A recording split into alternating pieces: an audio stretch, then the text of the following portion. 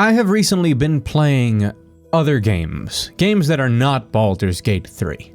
And while playing them, certain criticisms have popped into my mind. I found myself complaining about things that I normally wouldn't complain about, and I realized that those complaints come from my recent experience with Baldur's Gate 3. But I couldn't pinpoint exactly why. So I decided to jump back into Baldur's Gate 3 to help me understand what this game was doing so much better than others. And as I did that, I've come up with this list of 7 things that Baldur's Gate does that maybe aren't so easy to notice, but are incredibly important to its success. Hi, I'm Mugthief, yes, that is my legal name, and this is why Baldur's Gate has ruined other RPGs for me. Now, some of the things on this list you might have already thought of. I mean, some of them are just universal truths, and some of them are less obvious, but they're all very important and worth praising as things that other studios should look towards. The first one for me is that it fulfills much more of what RPGs should when it comes to actually role-playing. The amount of decisions available to you and how impactful they are truly provides a sense of immersion when you are creating and role-playing a character. No video game can account for literally any option that comes to your mind,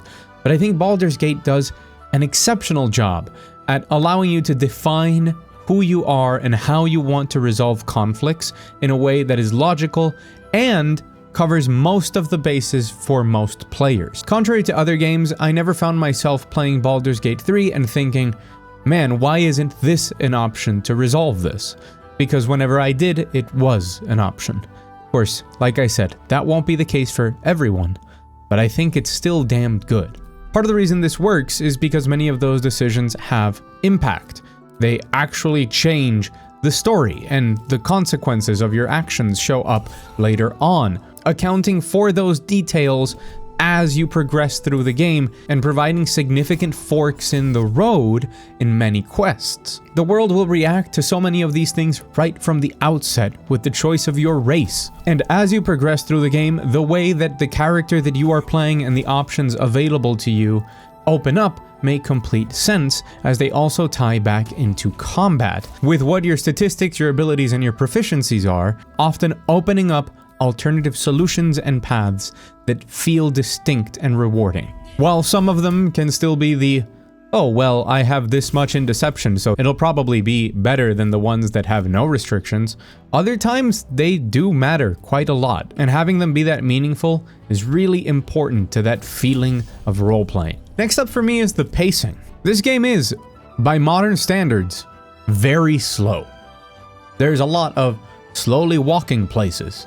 There's a lot of slowly investigating things and reading text, getting into lengthy conversations. Even combat is turn-based and often rewards you for taking your time and thinking carefully before committing to actions. There's a lot of inventory management, of just spending time at camp, talking to your companions. There's pensive exploration and stumbling into mysteries where the game does not hold your hand as you solve them. And it proves that you don't need constant flashing lights and colored loot dropping every 2 seconds to maintain player interest. Something I remember often is how much I love Persona 5, and how as a game it felt very, very slow. Until one day you're there looking at the loading screen and you read the icon in the corner telling you to take your time, to enjoy what you're doing. And that came into my head quite often playing Baldur's Gate 3. Everything on display is carefully thought out to be enjoyable. It doesn't matter how slow or fast things go, it kind of trains you to savor every moment. And by not being handholdy and letting you get lost, it feels much more rewarding when you reach those conclusions. This is something that I think games in general try to avoid now. Everything has to be up in your face and retain your attention all of the time. Never risk that the player turns away from the screen or stands up. But Baldur's Gate 3 isn't concerned with that. Instead, it lets you enjoy it. And the reaction from people has been positive. People enjoy the game and spend a ton of time on the game, as the statistics show. And I'm sure it's going to be much more of the same on PlayStation. Speaking of which, accessibility. I think that while the hype machine has definitely helped Baldur's Gate 3 reach an audience, many of that audience wouldn't stick around if not for the accessibility features. This is the type of game where something like this can easily be overlooked. Oh, it's a CRPG. It's for hardcore gamers. That's the type of people that play CRPGs. Of course, it's going to be very complicated and have a million systems in place. It would be easy to expect that the majority of the people who play your game have some familiarity with how these games play.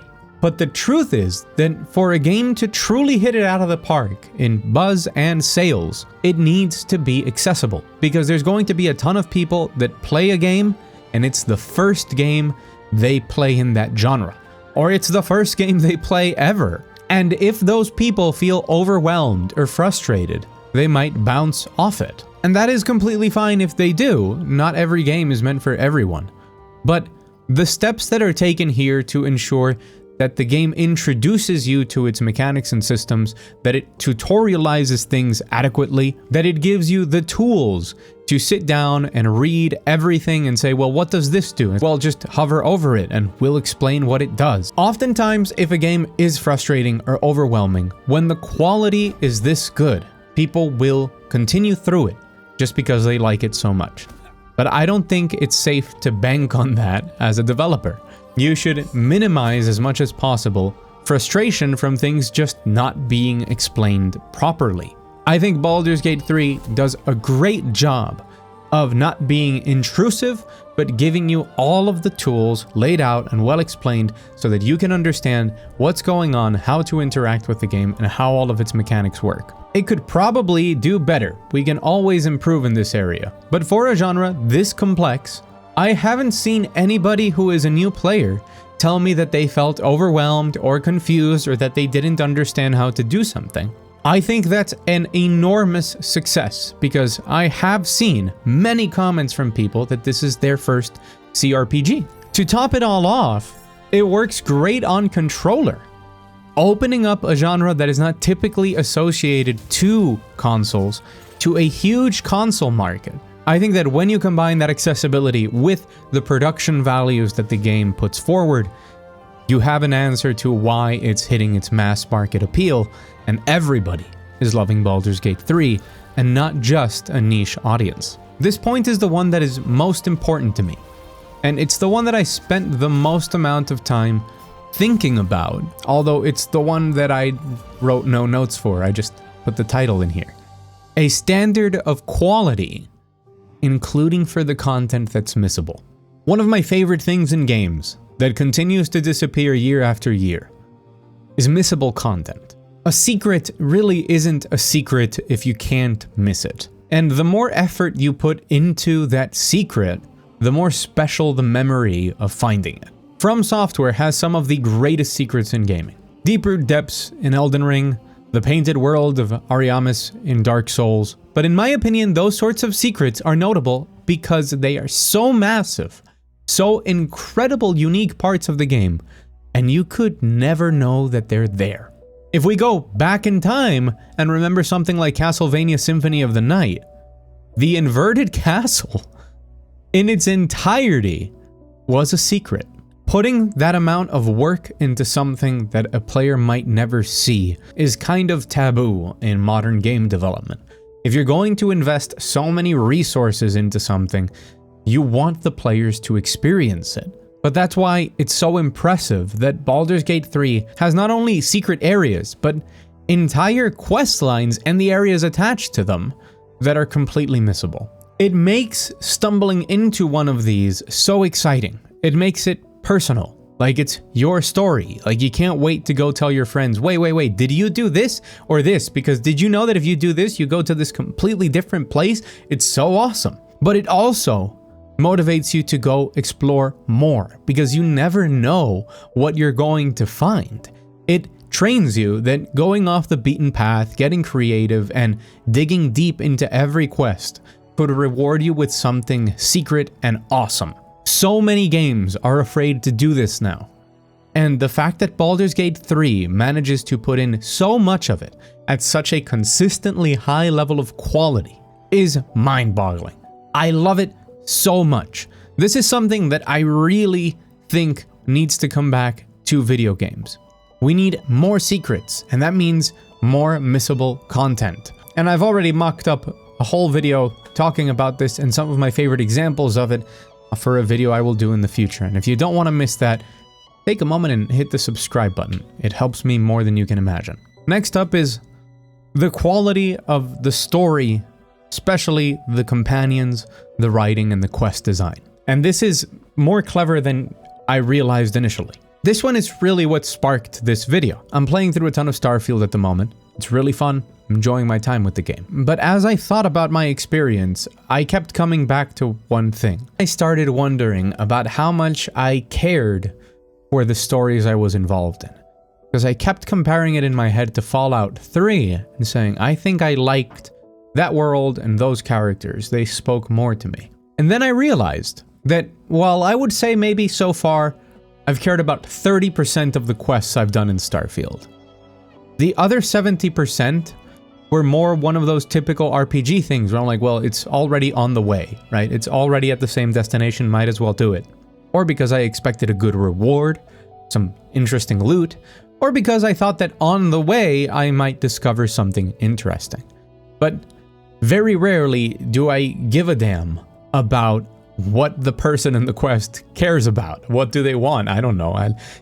Go here, do this. All right, I'll do it. So why do I care about every single quest in Baldurs Gate 3? Why is it that for all of the quests in Baldurs Gate 3, I never cared about the location or the reward?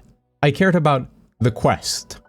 I cared about how I could impact the story, how I could find my own solution to the conflict presented to me. And then whatever else came was just a bonus. Doing the quests are enough reward in Baldurs Gate 3.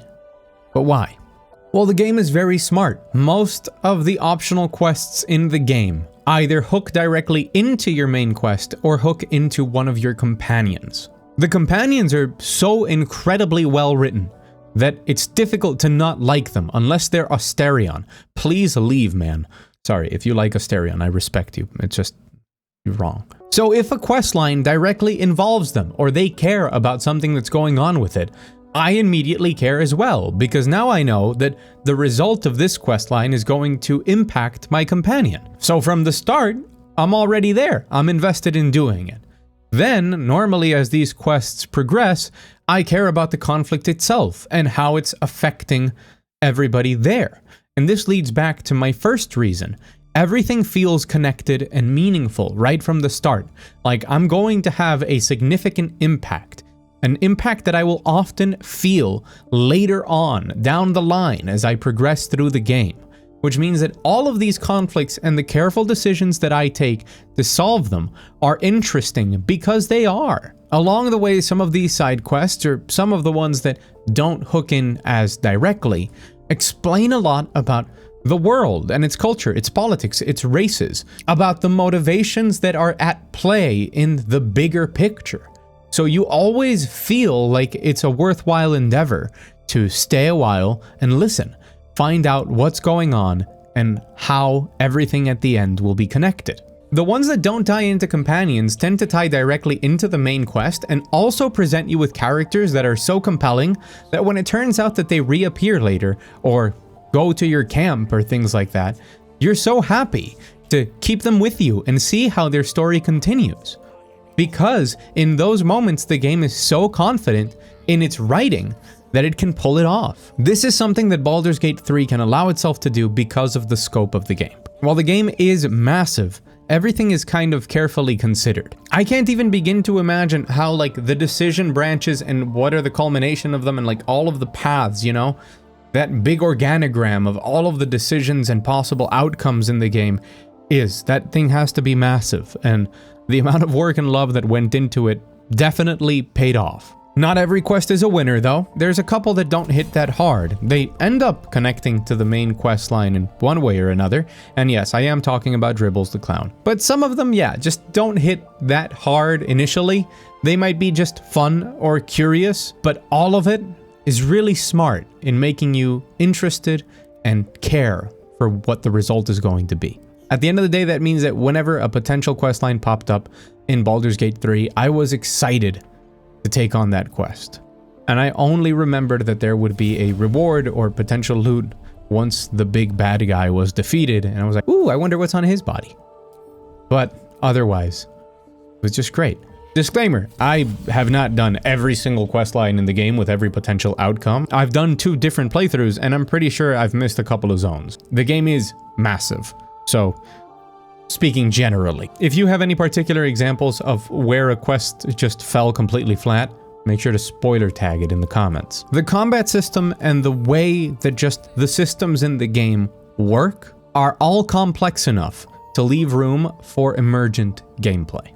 This one is really interesting. So, look, I love shooty bang bang games. I love shooting stuff. I love my loot colors as much as the next human.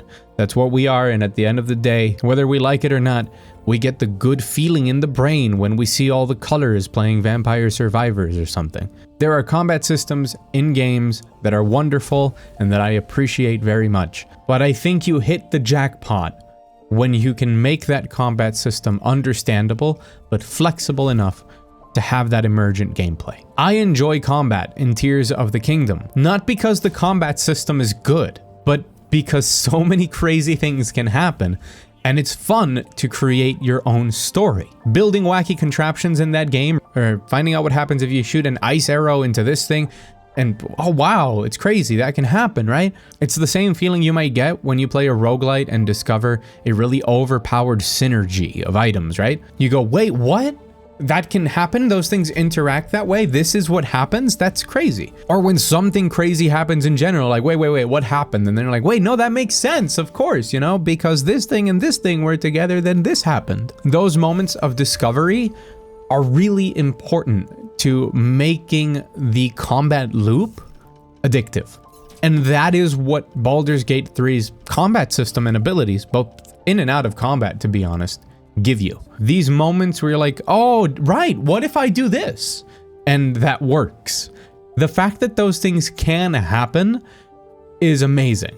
Sure, by the end of the game, on both of my playthroughs, I ended up just basic attacking everything down, but sometimes crazy stuff just happens, and it's more than enough to know that they can. You can make a game that is equally as complex as Baldur's Gate 3 in terms of numbers. You can have a game with 200 different spells. It's the fact that they all interact in these cool and logical ways in the world that gives it that special something.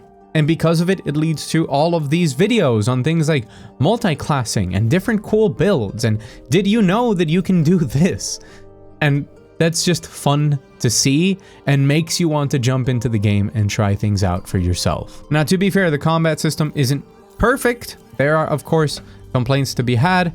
I would have loved a fast forward system at some point, since, let's be honest, if you have already gone through that fight in Act 2 and had the misfortune of having to restart it, you know what I'm talking about. I got to see the same exact first 4 turns play out exactly the same all 4 times, and waiting for like 22 AIs to take their turn, and sometimes like the game stopped and would process things slowly. Man, that got frustrating. But hey, it's so damn good that it didn't stop any of us from getting through it at the end and enjoying our time regardless. So definitely something being done very right here. And for the final reason, it's a complete full experience for $60. The game didn't come with an edition that promises you the season pass. There's no strange battle passes. Now that they have talked about DLC, everybody is very happy to hear that. Well, they're gonna finish patching the game, and then they might work on DLC after they take some vacation time, and we love to see it. That's it. The game doesn't need you to spend more time playing it than what you want. It doesn't remind you to play it daily. It doesn't limit your enjoyment on if you participate in the limited time battle pass or not. It doesn't ask you for money if you run out of lockpicks. Is the game perfect? No, nothing is. And especially with a game this size, bugs are going to be inevitable. There have been bugs and issues. All of us who played it on release have now the collective shared experience of horny Gale. Gale, I have not talked to you ever. Why are you taking me on this picnic? Please leave me alone. I should explain context. There was a bug with Gale that made him want to romance you even if you've never talked to him. Okay, now it's gone. But Larian is doing what they always do, and they're patching the game up and adding more content and continuing to support their game completely for free. They will very probably come out with a definitive edition, which will be a free update, much like it was with Divinity Original Sin 2. I have seen people say that Larian is no better than other developers because Act 3 is a buggy mess or the game feels unfinished. That's crazy. Let's not talk about like if they lied about the upper city or not, because I'm here to talk about what's in the game, not what's not there. We can talk about what's not there in a different video. In my opinion, there's a clear difference between a game that feels rushed and pushed out the door and therefore incomplete, unfinished, and a game that has clearly made compromises in order to reach its finished state. Most games go through compromise, and Baldur's Gate 3 is no exception. What is just objectively true is that bugs or not, what you're getting in the game is so far above in quality, without anything to try and squeeze extra money out of you, that it's absurd. It's exactly what we need. More games like this. Don't tell me that to support this standard of quality, please buy into our microtransaction system. No, it's just that good. And it's bound to get even better. Now, of course, to end this all off, this doesn't mean the game is for everyone, and that's fine. There's some people that will never enjoy the pacing of it, or its turn-based combat, or the camera system. And that's fine, but for me, it's made me sit down and think about all of the things I've talked about in this video. So many things that have been done so well that now I can't help but think of them when I play other games. It's taught me so much about what goes into a game to make it truly exceptional, and the level of planning and writing and design that goes into each line of dialogue, into making every character so enjoyable, into making the experience so connected and feel meaningful and worthwhile when you're receiving a story that you get to think about for a long time to come. It truly is an exceptional game and a product to champion in respect to its player monetization and content. I can't wait to see what the future holds for this, but for now, I hope that more developers learn from some of these amazing decisions that the team at Larian took into making this game, and we can see more of it applied and taken into consideration wherever applicable, but I guess mostly RPGs, but you know, whatever you can take from it. Because it is really that good that it's modified some of the way that I approach my critiques. And that's very impressive. I just can't stop being impressed by a game like this. Anyways, I've been Mugthief. If this also made you think about the things that Baldur's Gate 3 does very well, let me know if there's one that didn't make my shortlist here, or which is the one that you think is the most impactful down in the comments below. Hit the like button so that this video reaches more people. If you don't want to tell me that, just leave a comment. For Vincent, I'll go. Long live Vincent. If you didn't before, remember to subscribe. Thank you so much for watching, and I'll see you on the internet.